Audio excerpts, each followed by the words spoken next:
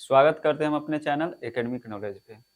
जैसा कि आप सभी को पता है, ये academic knowledge channel class 10th के लिए बनाया गया है, जिसमें हम लोग सभी विषय मैथ, साइंस, संस्कृत, हिंदी जो भी होगा सभी पढ़ेंगे। अभी हम लोग मैथ पढ़ रहे थे। मैथ में अभी इससे पहले त्रिकोणमिति समाप्त किए थे और त्रिकोणमिति के बाद अब पहला चैप्टर से स्टार्ट करेंगे, जो क्लास 10th में पहला चैप्टर है वास्तविक संख्या। ये वास्तविक संख्या है, जिसको इंग्लिश में बोलते हैं रियल नंबर।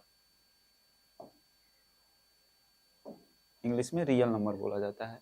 ये बोर्ड मैट्रिक परीक्षा 2024 के लिए टारगेट है। इसमें आज पहला चैप्टर स्टार्ट करते हैं, जो पहला चैप्टर का नाम है वास्तविक संख्या।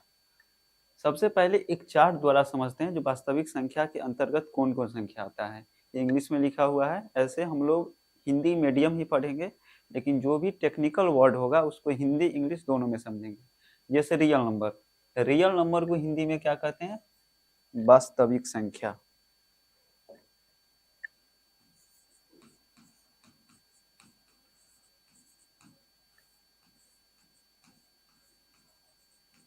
अब वास्तविक संख्या का दो पार्ट है, इसको डिटेल से समझेंगे। वास्तविक संख्या क्या होता है? वास्तविक संख्या का दो पार्ट है, एक है रेशनल नंबर और एक है इरेशनल नंबर। रेशनल नंबर का बोलने का मतलब है परिमेय संख्या। रेशनल नंबर बोले तो परिमेय संख्या। और इरेशनल नंबर क्या होता है? अपरिमेय संख्या।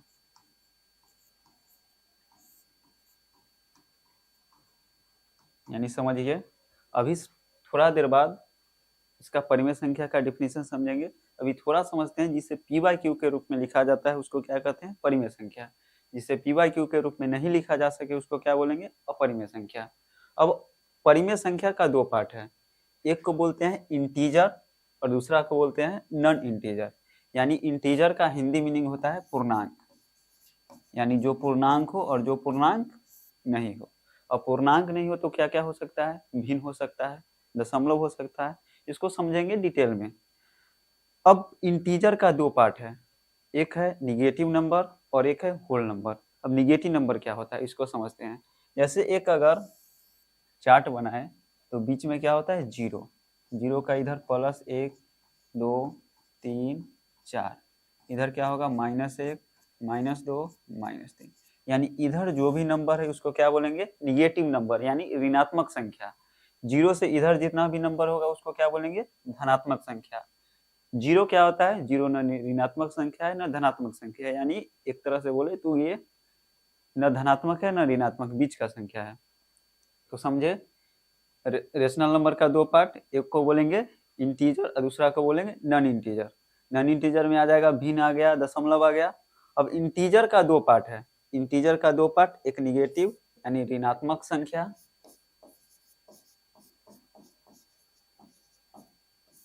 और दूसरा होल नंबर। यानी होल नंबर को हिंदी में बोलते हैं पूर्ण संख्या। यानी वैसा गिनती का संख्या जो जीरो से स्टार्टिंग हो, यानी गिनती की संख्या में जीरो को भी सम्मिलित कर ले तो उसको क्या कहते हैं? Whole number.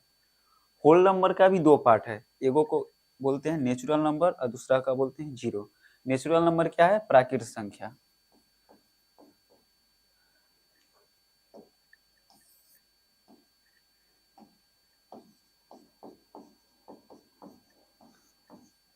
यानी बोले तो प्राकृतिक संख्या और जीरो को सम्मिलित कर ले तो क्या हो जाएगा? Whole number.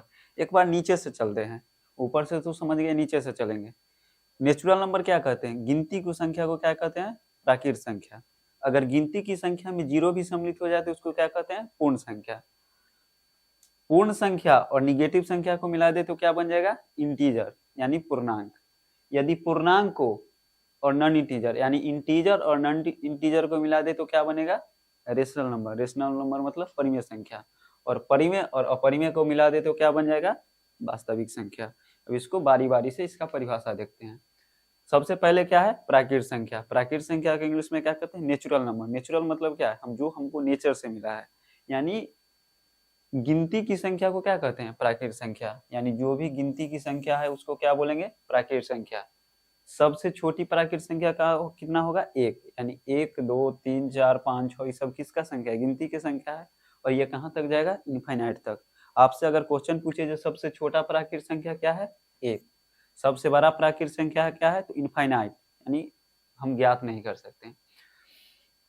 प्राकृत संख्या धनात्मक संख्या होती है, यानी प्राकृत संख्या ऋणात्मक संख्या नहीं होगा। कहाँ से शुरू होगा, 1 से शुरू होगा। 1 सबसे छोटी प्राकृत संख्या है। 1 क्या है, सबसे छोटी प्राकृत संख्या। क्वेश्चन पूछे जो सबसे छोटी प्राकृत संख्या क्या होगा, 1 होगा। शून्य को प्राकृत संख्या के अंतर्गत नहीं रखा जाता है, शून्य को प्राकृत संख्या के अंतर्गत नहीं रखा जाता है। और प्राकृत संख्या को क्या चीज से सूचित करते हैं, इनसे सूचित करते हैं। प्राकृत संख्या समझ में आ गया, एक बार समझते हैं। और गिनती की संख्या को क्या कहते हैं, प्राकृत संख्या कहते हैं। कहाँ से शुरू होगा, 1 से, कहाँ तक जाएगा, इनफाइनाइट तक। प्राकृत संख्या क्या होगा, धनात्मक होता है। सबसे छोटी प्राकृत संख्या कितना होगा, 1। शून्य को प्राकृत संख्या में नहीं रखा जाता है। और प्राकृत संख्या को क्या सूचित करते हैं, n से। ऑब्जेक्टिव क्वेश्चन इसी में पूछेगा जो क्या शून्य प्राकृत संख्या है, तो मेरा आंसर क्या होगा, नहीं। अब दूसरा समझते हैं। दूसरा है पूर्ण संख्या। पूर्ण संख्या को इंग्लिश में क्या बोलेंगे, होल नंबर। नाम से ही स्पष्ट है, पूर्ण। जैसे अगर हम लिखे 1 2 3 4 5 6 7 8 9। अब आगे अगर 0 का पता नहीं हो तो आगे का संख्या बना सकते हैं। 10 के लिए हम क्या जरूरी पड़ना पड़ेगा, 1 और 0। तो ये प्राकृत संख्या पूर्ण संख्या नहीं है, यानी पूरा संख्या नहीं है। लेकिन जैसे ही इसमें 0 सम्मिलित कर ले तो अब ये संख्या पूर्ण हो गया। अब दुनिया का कोई भी संख्या हम इसके द्वारा बना सकते हैं। यानी इसीलिए बोला गया है जो अगर गिनती की संख्या में 0 को भी सम्मिलित कर ले, गिनती की संख्या में अगर 0 को भी सम्मिलित कर ले तो उसको क्या कहते हैं, पूर्ण संख्या कहते हैं। जैसे गिनती की संख्या तो था ही 1 2 3 4, और इसमें क्या चीज सम्मिलित कर ले, 0 भी सम्मिलित कर ले, इसको क्या कहेंगे, पूर्ण संख्या कहेंगे। पूर्ण संख्या को किससे सूचित करते हैं, W से सूचित करते हैं। पूर्ण संख्या कहाँ से शुरू होगा, प्राकृत संख्या कहाँ से शुरू होता था, 1 से। लेकिन पूर्ण संख्या कहाँ से शुरू होगा, 0 से शुरू होगा। और प्राकृत संख्या यानी जितना भी प्राकृत संख्या होगा सभी क्या होगा, पूर्ण संख्या होगा। जैसे अगर 3 के बारे में पूछे तो 3 क्या है, 3 प्राकृत संख्या भी है और पूर्ण संख्या भी है। लेकिन 0 पूछे तो 0 क्या है, तो 0 पूर्ण संख्या है, प्राकृत संख्या नहीं है। अगला समझते हैं पूर्णांक। पूर्णांक क्या होता है, तो प्राकृत संख्या के समूह में, यानी जो भी प्राकृत संख्या का समूह था उसमें शून्य और ऋणात्मक संख्या को सम्मिलित करने पर जो संख्या प्राप्त होती है उसको क्या कहेंगे, पूर्णांक कहेंगे। यानी प्राकृत संख्या जो गिनती की संख्या था उसको, और शून्य और ऋणात्मक संख्या तीनों को सम्मिलित कर ले तो क्या हो जाएगा, पूर्णांक होगा। जैसे एक संख्या रेखा द्वारा समझते हैं, यानी यहाँ पे 0, इसके इधर क्या होगा, धनात्मक संख्या 1 2 3 4 5, इधर क्या होगा, ऋणात्मक 1 2 3 4, ये भी इनफाइनाइट तक जाएगा, ये भी इनफाइनाइट तक जाएगा। 1 से जब शुरू करेंगे तो ये कौन सा संख्या है, प्राकृत संख्या। अगर प्राकृत संख्या में 0 को भी सम्मिलित कर ले और ये ऋणात्मक संख्या भी सम्मिलित कर ले तो अब ये क्या हो गया, पूर्णांक संख्या। याद रखेंगे इंटीजर, इंटीजर किसे कहते हैं, तो प्राकृत संख्या में 0 को भी सम्मिलित कर ले और निगेटिव नंबर यानी ऋणात्मक संख्या को भी सम्मिलित कर ले तो क्या होगा, पूर्णांक। जैसे में लिखा हुआ है -3 -2 -1 0 1 2 3, ये सब क्या है, पूर्णांक है। और पूर्णांक को क्या चीज से सूचित करते हैं, तो आई से सूचित करते हैं। पूर्णांक क्या होता है, तो धनात्मक भी होता है और ऋणात्मक भी होता है, और इसके अंतर्गत 0 भी आता है। धनात्मक क्या होगा, तो 0 को अगर इग्नोर करते हैं तो 1 2 3 4 5 ये सब धनात्मक पूर्णांक है। -1 -2 -3 -4 -5 ये सब ऋणात्मक पूर्णांक है। एक नीचे इंपोर्टेंट लाइन लिखा हुआ है 0, जो कि 0 है, न तो धनात्मक है और न ही ऋणात्मक है, यानी ये न धनात्मक है और न ऋणात्मक है। आगे समझते हैं परिमेय संख्या। परिमेय संख्या क्या होता है, इसको देखिए, यानी जिसे हम p/q के रूप में लिख सकते हैं उसको क्या कहेंगे, परिमेय संख्या। जिसे हम p/q के रूप में लिख सकते हैं उसको क्या कहते हैं, परिमेय संख्या, p/q। लेकिन एक कंडीशन है, कंडीशन क्या है, जो q 0 के बराबर नहीं होना चाहिए। अब q 0 के बराबर क्यों नहीं होना चाहिए, तो एक थोड़ा सा समझते हैं, थोड़ा ये समझते हैं। जैसे अगर हम 5 5 नहीं 10 लिखते हैं। 10 को अगर 2 से भाग दे तो कितना आएगा? 10 को अगर 2 से भाग देंगे तो कितना आएगा? तो आप सिंपल बोल सकते हैं 5 आएगा। इसी से कॉन्सेप्ट समझते हैं, जो ऐसा जैसे 10 को अगर 2 से भाग देना है तो 2 के ऐसा संख्या सोचते हैं जो 2 से गुना करने पे कितना हो जाए? 10 हो जाए। तो हमको एक संख्या मिला 5, जिसको 2 से गुना करेंगे तो क्या हो जाएगा? 10 हो जाएगा। एक और समझिए, अगर हम 8 को 4 से भाग देते हैं तो कितना आएगा? 2। यानी 4 को हम ऐसा संख्या खोजने गए जिसको 2 से गुना करने पे कितना आया? 8। अब इसी 0 के साथ अप्लाई करते हैं। 8 को हम 0 से अप्लाई करें, यानी 8 को किससे डिवाइड किए? 0 से। तो 8 को हम 0 से डिवाइड किए तो कोई ऐसा संख्या आपको मिलेगा जिसको 0 से गुना करे और वो क्या बन जाए? 8 बन जाए। तो ये संख्या पॉसिबल नहीं है, यानी हम बोल सकते हैं ये इनफाइनाइट है। यानी ऐसा कोई संख्या नहीं है जिसको 0 से गुना करे और 8 हो जाए, क्योंकि आपको पता है जो 0 को हम किसी संख्या से गुना कर दे तो क्या बन जाएगा? 0 बन जाएगा। इसलिए एक कंडीशन है जो q कभी भी 0 के बराबर नहीं होना चाहिए, क्योंकि जैसे ही q 0 होगा वो संख्या क्या हो जाएगा? इनफाइनाइट हो जाएगा। तो जिसे p बाई क्यू के रूप में लिखा जा सकता है उसको क्या कहते हैं? परिमेय संख्या। एग्जाम्पल से समझते हैं, जैसे 2/3 है, ये तो समझ आता है 2/3 p/q के रूप में है और q 0 के बराबर नहीं है, परिमेय संख्या है। 0 क्या परिमेय संख्या है? बिल्कुल परिमेय संख्या है। क्यों परिमेय संख्या है? क्योंकि इसके नीचे क्या है? 1 है। किसी भी संख्या के नीचे 1 रहता है जो छिपा हुआ रहता है, तो ये भी क्या है? परिमेय संख्या है। 1.77 ये भी तो p/q के रूप में नहीं है। 1.77 ये क्या परिमेय संख्या है?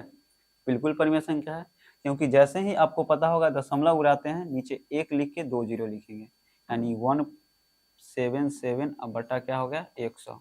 p/q के रूप में आ गया। q 0 के बराबर है? नहीं है। ऐसे इसको हम एक डिटेल्स में भी समझेंगे जो परिमेय संख्या क्या होता है। अभी सिंपल समझिए, जिसे p/q के रूप में लिखा जा सकता है उसको क्या कहते हैं? परिमेय संख्या कहते हैं। जरूरी नहीं है जो p/q के रूप में लिखा ही रहे, उसको हम देख के भी बता सकते हैं जो p/q के रूप में है या नहीं। जैसे 8 ये p/q के रूप में नहीं लिखा हुआ है, लेकिन ये परिमेय संख्या है क्योंकि इसके नीचे क्या है? 1 है। कुछ इसका फैक्ट समझते हैं, नोट समझते हैं। जैसे जो भी पूर्णांक संख्या हो सब क्या है? परिमेय संख्या है। प्रत्येक प्राकृत संख्या पूर्णांक संख्या होता है। ये तो पीछे भी पढ़े हैं, जो प्रत्येक प्राकृत संख्या क्या होता है? पूर्णांक संख्या होता है। एक छोटा सा ओवरव्यू समझते हैं, जो किसको किसको हम परिमेय संख्या बोलेंगे और किसको किसको नहीं बोलेंगे। जैसे परिमेय संख्या,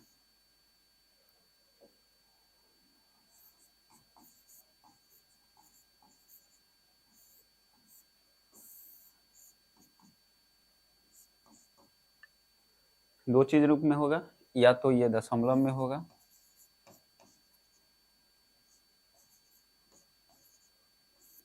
या फिर भिन्न में होगा। ठीक है। दशमलव में दो तरह का होता है, एक आवर्ती और एक अनावर्ती। जैसे आवर्ती क्या होगा, अनावर्ती क्या होगा। दशमलव जैसे कोई संख्या लिखा हुआ है 3, इसके बाद 5 हो, 4 हो, 3 हो, तो ये क्या चीज में है? दशमलव में है। अगर दशमलव के बाद सेम संख्या रिपीट हो, 3 3 3, यानी ये क्या हो गया? आवृत्ति हो गया। अगर दशमलव के बाद सेम संख्या नहीं है, कोई कोई दूसरा संख्या है, ये क्या हो गया? अनावृत्ति हो गया। भिन्न पता ही है, 4/5 ये क्या है? भिन्न है। ऊपर वाला को अंश कहते हैं, नीचे वाला को हर कहते हैं, ये सब आपको पता होगा। तो भिन्न तो क्या है? परिमेय संख्या है ही, क्योंकि जो p/q के रूप में लिखा जा सके उसको क्या कहते हैं? परिमेय संख्या कहते हैं। दशमलव समझते हैं। दशमलव दो प्रकार का, एक आवृत्ति और एक अनावृत्ति। इसको भी अगर ऊपर देखें तो दो तरह से इसको बांट सकते हैं। एक को बोलते हैं शांत और एक को बोलते हैं अशांत। अशांत का ही दो पार्ट हो गया, एक आवृत्ति और एक अनावृत्ति। यानी शांत का मतलब वो जो दशमलव के बाद सीमित संख्या हो, जैसे 0.3 लिखे, 4 2 5, ये क्या हो गया? शांत हो गया। अशांत यानी दशमलव के बाद संख्या आते रहे, दशमलव के बाद आ रहा है यानी या तो सेम आ रहा है या अलग अलग आ रहा है, तो सेम आएगा तो उसको आवृत्ति बोलेंगे और सेम नहीं आएगा तो क्या बोलेंगे? अनावृत्ति बोलेंगे। तो जो भी शांत दशमलव होगा, तो शांत जैसे 3.4 है, इसको दशमलव उड़ा के हम 1 0 लिख सकते हैं, यानी 34/10 हो गया ना, ये क्या हो गया? परिमेय संख्या। यानी जो भी शांत दशमलव क्या होगा? परिमेय संख्या होगा। टिक मार रहे हैं, इसका मतलब परिमेय संख्या है। आवृत्ति, आवृत्ति को भी हम पी वाई क्यू के रूप में लिख सकते हैं, तो ये भी क्या होगा? अब कैसे लिखते हैं उसकी अगला क्लास में समझेंगे।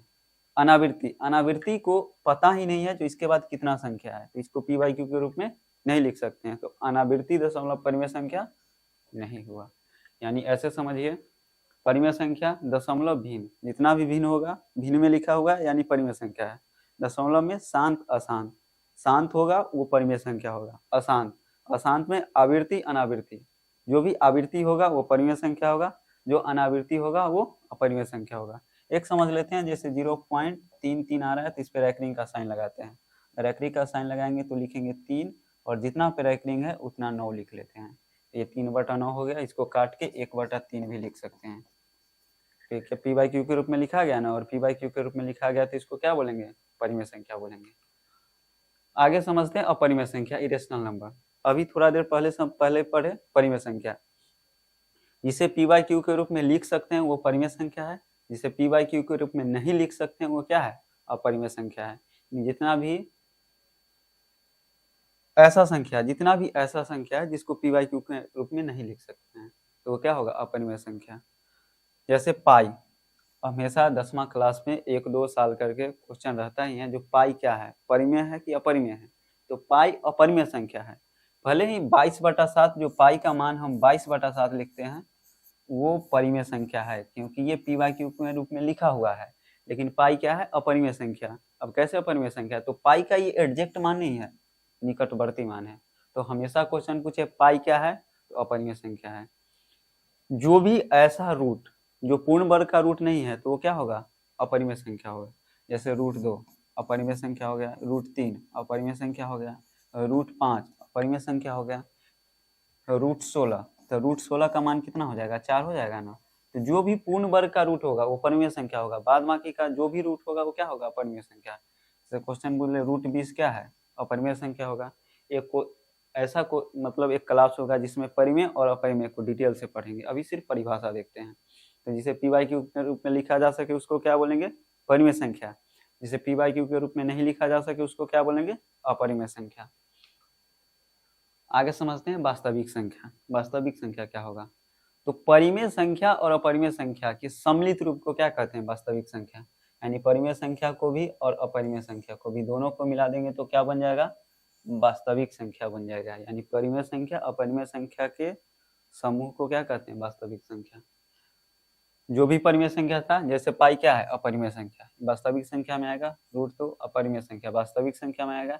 21/4 क्या है? परिमेय संख्या है, ये भी किस में आएगा? वास्तविक संख्या में। यानी परिमेय के और अपरिमेय को एक साथ कर देंगे तो क्या होगा? वास्तविक संख्या। इसे किसे सूचित करते हैं? आर से। एक काल्पनिक संख्या भी होता है। काल्पनिक संख्या क्या होगा? ऋणात्मक संख्या का वर्गमूल करने पर जो संख्या होता है उसको क्या करते हैं? काल्पनिक संख्या कहते हैं। यानी जिसका कल्पना में हो नंबर, यानी एग्जिस्ट नहीं करता हो लेकिन कल्पना करने पे पता चले जो वह संख्या हो सकता है, उसको क्या बोलेंगे? काल्पनिक संख्या बोलेंगे।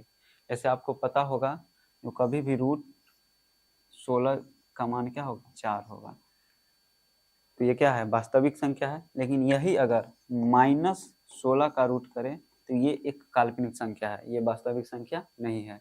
इसको IMZ से सूचित करते हैं, क्योंकि इसका इंग्लिश नेम क्या है? इमेजिनरी नंबर, या फिर आई से भी सूचित कर सकते हैं। तो किसे बोलेंगे वास्तविक संख्या? तो वास्तविक संख्या परिमेय संख्या और अपरिमेय संख्या के सम्मिलित रूप को क्या कहते हैं? वास्तविक संख्या कहते हैं। अब एक डायग्राम द्वारा समझते हैं, और डायग्राम ये वेरी वेरी इंपॉर्टेंट है।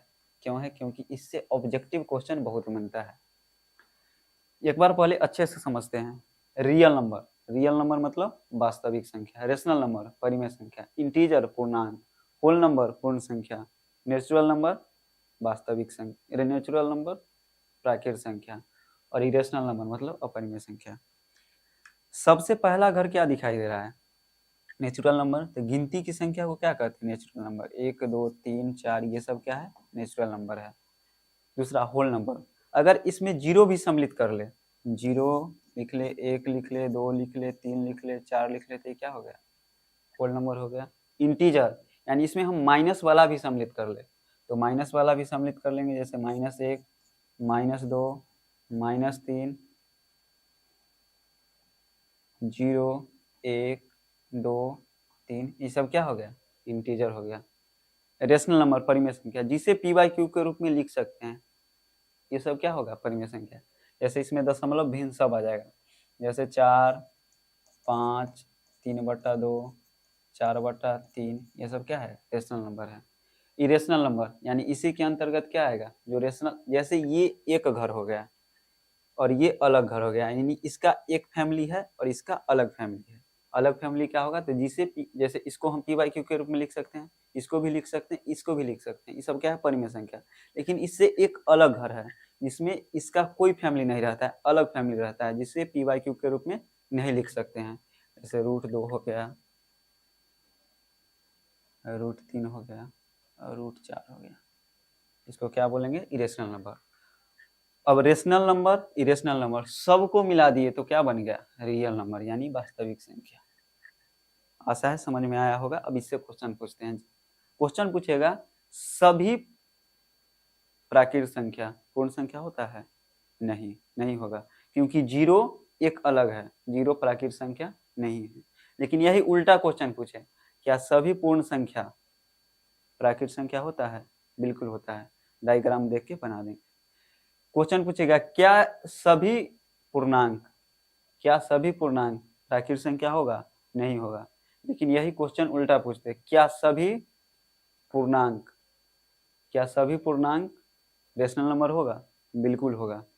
यानी इधर से इधर हो सकता है, इसके ऊपर नहीं हो सकता है। जैसे क्वेश्चन पूछे क्या सभी काल्पनिक संख्या वास्तविक संख्या होता है? बिल्कुल होता है, क्योंकि इसके घर में है। लेकिन यही अगर उल्टा क्वेश्चन पूछे तो सभी वास्तविक संख्या रेशनल नंबर होगा? अब बताएं। तो आशा है ये आपको समझ में आया होगा। इससे आगे हम अगले क्लास में समझेंगे। आप इसको अच्छे से रिवीजन करके आएंगे। जैसे पहले हम लोग समझे, पहले ये 4 द्वारा समझे थे, रियल नंबर क्या होता है, परिमेय संख्या क्या होता है, अपरिमेय संख्या क्या होता है। उसके बाद समझे प्राकृत संख्या क्या होता है, गिनती की संख्या को प्राकृत संख्या कहते हैं। उसके बाद समझे पूर्ण संख्या क्या होता है, तो गिनती की संख्या में 0 भी सम्मिलित हो जाए तो पूर्ण संख्या कहते हैं। उसके बाद पूर्णांक समझे, अगर प्राकृत संख्या में शून्य और ऋणात्मक संख्या भी सम्मिलित कर ले तो वो पूर्णांक संख्या होता है। अगला समझे परिमेय संख्या जिसे पी बाई क्यू के रूप में लिख सकते हैं, उसे परिमेय संख्या कहते हैं। उससे आगे समझे अपरिमेय संख्या जिसे पी बाई क्यू के रूप में नहीं लिखा जा सके, उसे अपरिमेय संख्या कहते हैं।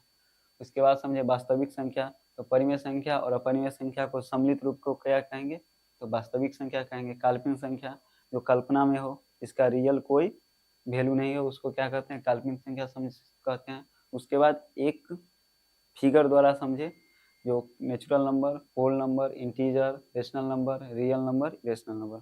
आशा करते हैं समझ में आया होगा। फिर मिलते हैं अगले क्लास में। अगर वीडियो अच्छा लगा हो तो लाइक करें, कमेंट करें और चैनल को सब्सक्राइब करें। धन्यवाद।